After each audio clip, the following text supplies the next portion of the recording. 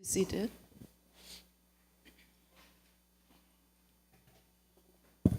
Honorable Minister for Works, continuing with the resumption of the House. Thank you, Madam Speaker. To continue,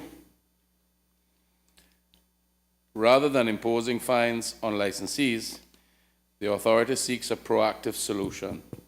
To that end, the authority is in discussions with licensees to explore the concept of building a single fiber network for the eastern districts, funded by a special universal service fund.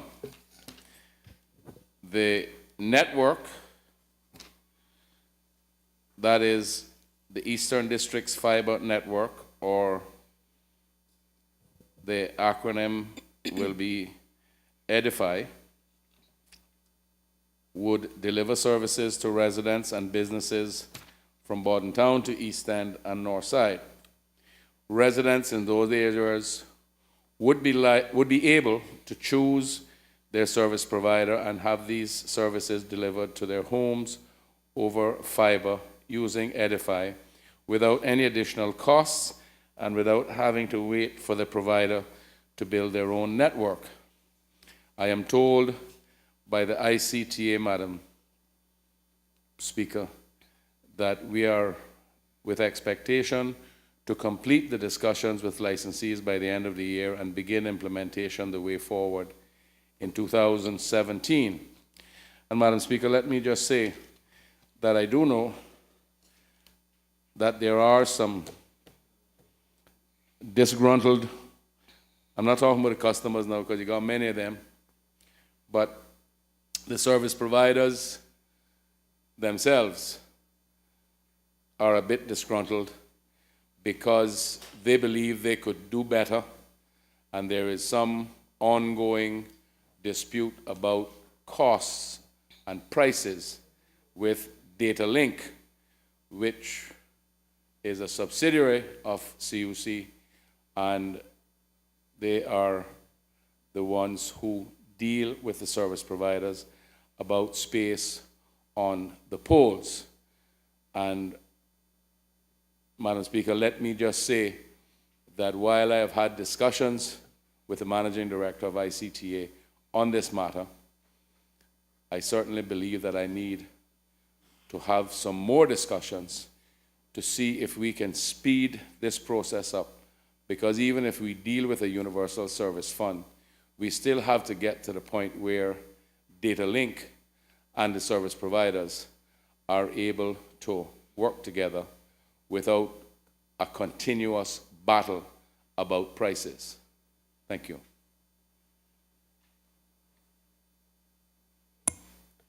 If the third elected member from the district of West Bay, did you have a follow-up member from Bordentown? Would you give way? Recognize the fourth elected member from Bordentown. Thank you, Madam Speaker. Just as a follow-up, could the Minister state how the Universal Service Fund would be funded? Honorable Minister responsible for Works.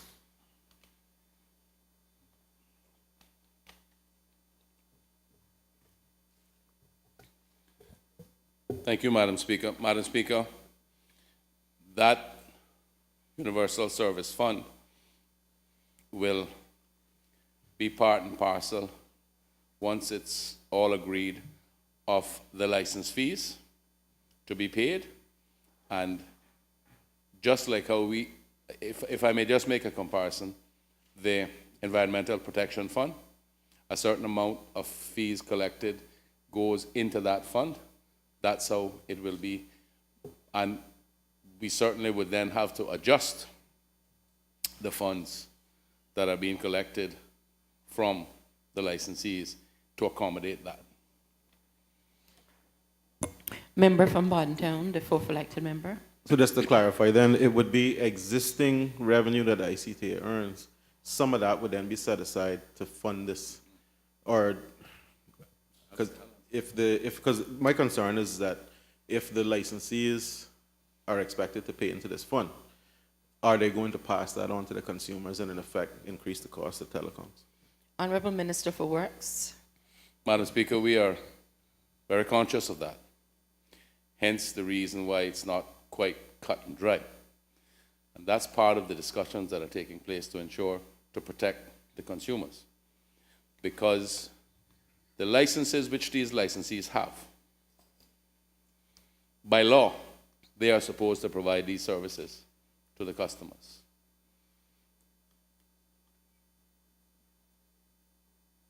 When some of them say they simply can't afford it based on profitability of the companies, they bring their books, they show.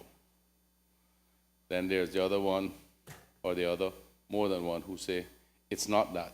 It's because we can't get an agreement out of data link. So you have, I won't say a real myriad of reasons being put forward by the service providers, but various reasons from various of the entities. And that is part of the sit-down discussions which are now taking place to ensure that we can get a way forward. And while I have been given assurances that by January of 2017, there will be an agreed way forward, I certainly am going to be keeping tabs on it, not with a view to just jumping up and causing interventions because of my own anxieties, but if I have to, I will. On occasion, I've had to do so before, because there can't, remember the fines that we approved in this Honorable House? Those fines can be levied. But as of right now, we don't think that levying those fines for this particular reason is going to make it happen any faster. In fact, it might hold it up because of the expense that is involved in this. If it was just, for other infractions, fines are very worthwhile, which they can fix quite easily. This is a pretty big ticket item to get the whole thing done and get the fiber optic rolled out throughout those eastern districts and the sister islands. So it's not quite cut and dried. And I understand what the member has asked, and certainly that is a big part of our concern too, because we don't just want to add another layer to what customers are going to have to pay. Okay? The third elected member from West Bay. Madam Speaker, through you to the Minister. It says, it has become clear to the authority that licensees are not likely to voluntarily build out their networks to serve sparsely populated districts, such as Eastern, Northside, or Sister Islands, despite the fact that they have all agreed to a license obligation to do so. They're using sparsely populated areas as an excuse. Between Northwest Point Road and Watercourse Road, there's over 1,500 people. Why, every time I approach these people, why isn't these areas, I see them on the road, but there's fiber optics, and I call different people, and they're all saying the same thing. Which is? That they can't do it. But it's in a contract, and these are not sparsely populated areas. You're saying we can't do it, why? Now, you just said because they're saying it's not, No, you're just talking about that specific area. yeah, because that's not sparsely populated. That's a highly populated area, the Northwest Point Road, Watercourse Road, like there's over 1,500 people in those areas. And the contract is there for them. I can't get up while you stand there. I know. Honourable Minister for Works. Thank you. Madam Speaker, what the member from West Bay is bringing to my attention is new to me. If the member would simply pass it on to me in writing by way of email, I certainly give an undertaking to look into it and to see what it is to make sure not only to provide you with an answer, but a solution to the matter. Recognized Honourable Member from North Eastern. Sorry. Thank you, Madam Speaker. Madam Speaker, I too question that word sparsely developed, that phrase sparsely developed, because I know we have always said that Bodden Town is the fastest growing district, and we don't have it there. I live in Savannah, and the minister lives in Northwood, and the other minister lives just up the road, and you pay for 10 gigabytes? 10 gigabytes and you're getting 1.5. And it's hardwired, Madam Speaker. So I don't want to hear that phrase again about sparsely developed. And that's not for the minister, Madam Speaker. I'm just saying. Madam Speaker, the minister say that the arguments between, in particular, one data link and the other suppliers. Madam Speaker, this law anticipated that. This ICTA law anticipated that. And in so doing, it has made provisions for it. And Madam Speaker, with your indulgence, the creation of the Universal Fund, Madam Speaker, and this was during your government administration, that the development of or the creation of a universal fund is the last resort, Madam Speaker. Absolute last resort. And I can understand that being inland East End or something like that, where you only have a few homes. But not on a major arterial, because that's where the development is, Madam Speaker, as you well know. Madam Speaker, it goes on, this law says, the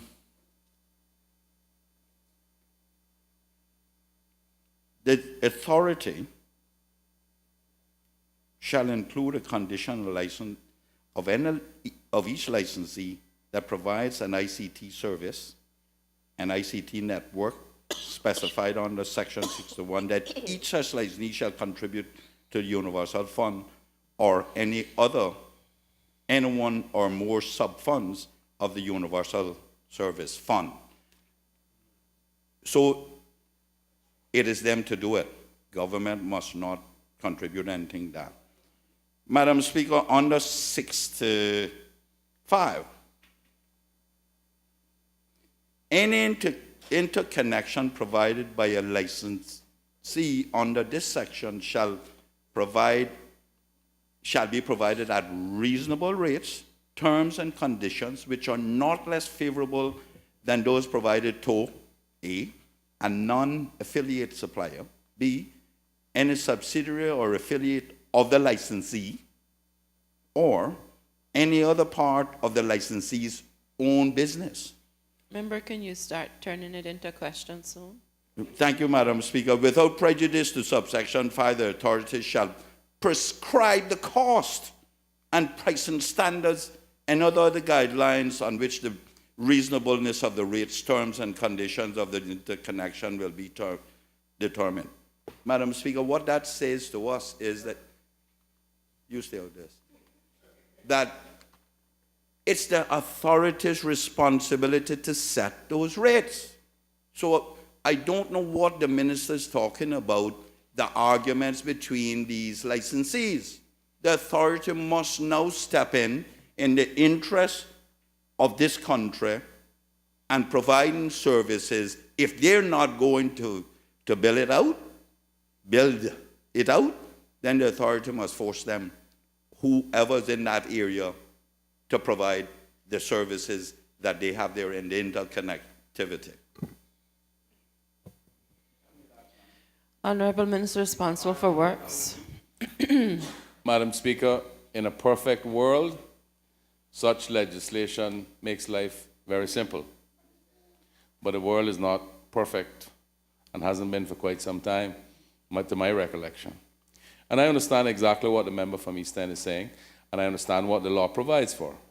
I understood that from quite a while back, actually. But when you have such things as JRs in legalese and all of those kinds of things, I know what a JR is. But all I'm saying is when you speak to like judicial reviews and all like that, Madam Speaker, no matter what decisions are made, the way the world works nowadays is there is some redress. And all of these things, people use that or entities use that to drag out stuff for years and years and years and years. And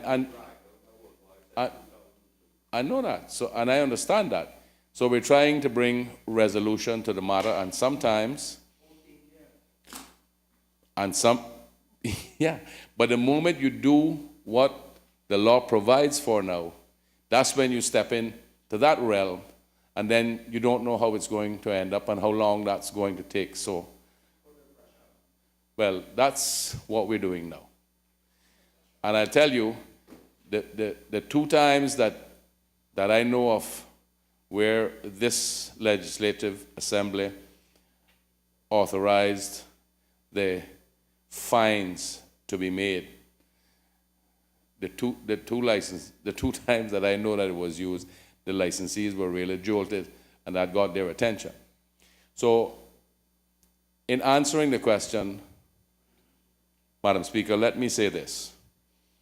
I, as the Minister, I am acutely aware of the points that have been brought out by not only the substantive question, but the supplementaries that have been asked by members. I also know that the Managing Director and the Board of Directors of the ICTA are acutely aware of this. And the now Managing Director of ICTA, Madam Speaker, if I was, and I'm just being truthful, or my truthfulness, if I was having to live with a situation like this with the previous Managing Director, I would have given up hope. But I do believe that the now Managing Director is enthusiastic, capable, and all those good things. And I certainly believe that he will bring the resolution that we need. But I certainly will follow it up as best I can to ensure that it happens within a timely fashion. Thank you. Next question, Madam Clerk.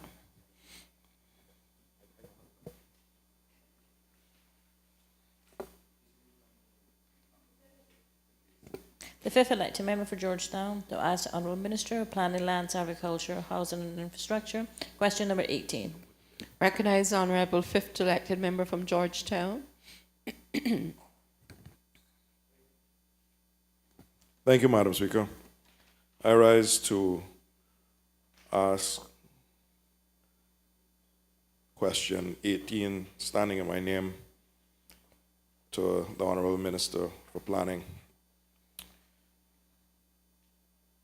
Can the Honourable Minister advise why Section 3, and in particular Section 3.1 and 3.6 of the Caribbean Utility Company Transmission and Distribution Agreement of 2008, which obliges CUC to supply any consumer in any location who applies for the supply of electricity, notwithstanding it is for backup electricity supply or standby connectivity, because they have solar or battery backup as well, are being ignored and condoned by the Electricity Regulatory Authority.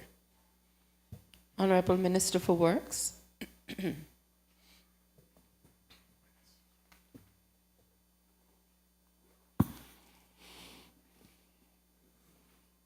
Thank you, Madam Speaker. Madam Speaker, with regard to Section 3.1 of CUC's Transmission and Distribution License, the ERA has not received any complaint, formal or informal, alleging that CUC has refused to provide electrical service to a person in the service territory. Further, the ERA notes that service is not a defined term in the license or the ERA law, and that in this section of the license, service may be intended to mean electrical service of the type generally provided to the majority of consumers. It may not be intended to incorporate specialized services of any type or nature that any consumer might desire. If the member has an example to the contrary of such a refusal as perhaps can be inferred from the question, the ERA would be happy to take the issue up. With regard to Section 3.6 of CUC's Transmission and Distribution License, The ERA has not received any complaint, formal or informal, alleging that CUC has refused to provide backup electricity supply, standby connection, and interconnection to any person requiring such service in accordance with the provisions of the ERA law. Again, if the member has an example to the contrary of such a refusal, as perhaps can be inferred from the question, the ERA would be happy to take up the issue. Nevertheless, the ERA has been advised by CUC that they have received a request for backup supply and/or standby connection from a single large commercial consumer and from a single residential consumer. In order to address this question, CUC hired a consultant to develop standby rates, which, as indicated by this section of their transmission and distribution license, would be required. And CUC has submitted the proposed rates to the ERA for approval. The proposed standby rates utilize demand charges plus energy charges rather than the current energy-only charges to recover the cost of service.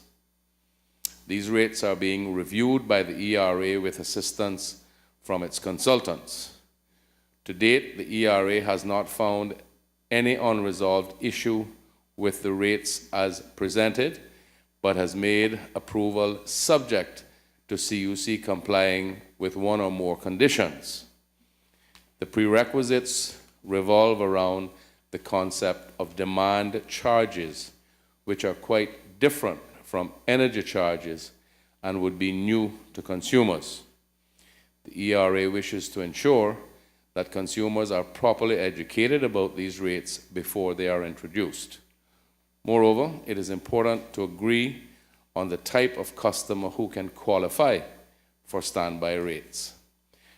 Backup electricity supply is defined in the ERA law as meaning the provision of electricity supplies by a generator or a T&D licensee to another person which is temporarily unable to satisfy its system demand with the generation resources normally available to it. The ERA and CUC are in discussions to determine how this provision should be interpreted. The ERA is of the view that when this section of the law was being drafted, it is likely that the type of generation resources that were being contemplated were of a firm power variety that would not normally be connected to the grid, but advances in technology may have made this definition in need of being updated or made more precise. Specifically, the ERA and CUC are considering how generators with solar, PV, and battery storage should be treated. One key issue is whether the inherent intermittency of solar PV, even if firmed with significant storage and able to operate off-grid, would add to the operating costs of the grid over and above the costs captured by the proposed standby rates as designed. There are many possible answers to this question, and the ERA is seeking to ensure that not only is CUC able to recover its cost of service to those customers, but will do so without increasing costs to other consumers, but that equally that the potential standby consumers do not face any unnecessary hurdles and are able to obtain a fair rate agreement. At this time, the ERA is working on addressing the applicable conditions, if any, that has to be attached to the interconnection agreement. The ERA is addressing this issue as a priority and anticipates early resolution in order that CUC will be able to offer the requested backup supply and/or standby connection or interconnection. It is acknowledged that this process has already taken a significant amount of time to resolve. The rate proposals have gone through a second and now possibly a third iteration, which the ERA's consultants have yet to review. Recognize the fifth elected member for Georgetown for supplementary. Thank you, Madam Speaker. I can supply that source or one of the people, because as the person who brought the renewable energy private members motion, I've been now sought out with these examples. So I'll be happy to pass that on. But what I understood from that was that there has never been any written response. They just refuse it verbally. They've raised it with the ERA, and the ERA won't act because there's no written proof, right? But I will get you the names, etc., and we can do some further investigation. All right, thank you. If there are no further supplementaries, we'll move to the next question. The fifth elected member for Georgetown to ask the Honourable Minister of Planning, Lands, Agriculture, Housing and Infrastructure. Question number 19. Recognize the Honourable fifth elected member from the District of Georgetown. Thank you, Madam Speaker. I rise to ask question number 19, standing in my name, to the same minister, and I assure him I'm going to spread it out over everyone, so I'm not singling him out.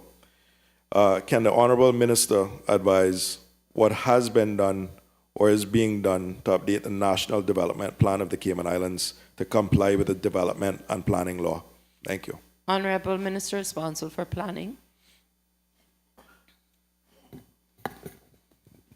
Thank you. Madam Speaker,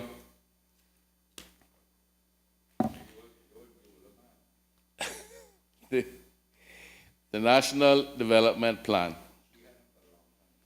was last updated in 1997. There have been several discussions over the years to consider updating again. And I have to interject, Madam Speaker, that during one of my times in Cabinet or Executive Council at the time, I made a very serious attempt to get the development plan updated. And while this government recognizes the importance of such an update, we also had to take into account the island's fiscal position over the past several years. This has led to this government exercising restraint and prudent management, and as such, we were faced with prioritizing our commitments so as to alleviate these financial constraints. Having said that, while there is currently no funds in this current, no allocations in this current budget to update the National Development Plan, the Ministry is looking at ways to begin the process in a feasible and prudent manner in an effort to address this concern in the next fiscal year. And Madam Speaker, might I just add that funds is one thing, but short of doing something out of the ordinary, any such exercise, which is not something that can be completed in any short period of time, would have to be conducted utilizing the resources of the planning department. Madam Speaker, as the minister responsible and knowing the situation from the very beginning, had I, and we talked about this, whether this should have been one of our priorities or not. Had I taken this on, the challenges that face the planning department right now would have multiplied themselves 100 times over if the meager resources that are there, although thank God there are funds in this budget to hire 5 new personnel, which will make a world of a difference, and that is in train as we speak. And advertisements have been placed and interviews are taking place. But had I started that at the very beginning, I don't know what would be the state of affairs within that department now. So I am not saying all of this to make any excuses. I am simply saying that we deemed it not physically possible to achieve that because of the sacrifices that would have had to be made. To achieve that, those sacrifices were far greater a detriment to not only the government and its operations, but to the people of this country. Recognize the 5th elected member from Georgetown. Thank you, Madam Speaker. I rise to ask a supplementary question to that initial question. Does the minister believe, the honorable minister believe, that the lack of a plan stunts future development and doesn't give surety to potential developers? Honorable Minister for Planning. Madam Speaker, there is a certain ring of truth in what the member has just stated, although he asked it in a question. I don't, for 1 minute, not subscribe to the thought. It's just that sometimes you find yourselves in situations where there is nothing that you can do to do everything that's right, and you simply have to choose what is less wrong than something else. The fact is, Madam Speaker, well, I shouldn't say the fact, I should say my opinion, my personal opinion is, and everybody knows how long I've been here, so I'm long in the tooth in a lot of things, and perhaps time to be put to pasture. But my personal belief is that this is something that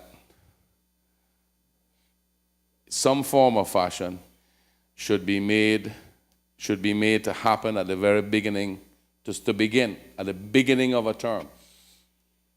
Because if you get anything more than a year into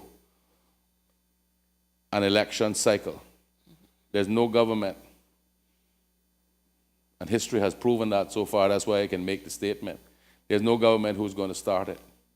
But I want to say that while I make that statement because I believe that to be true, the reason why we didn't start it at the beginning was not because we didn't want to do it.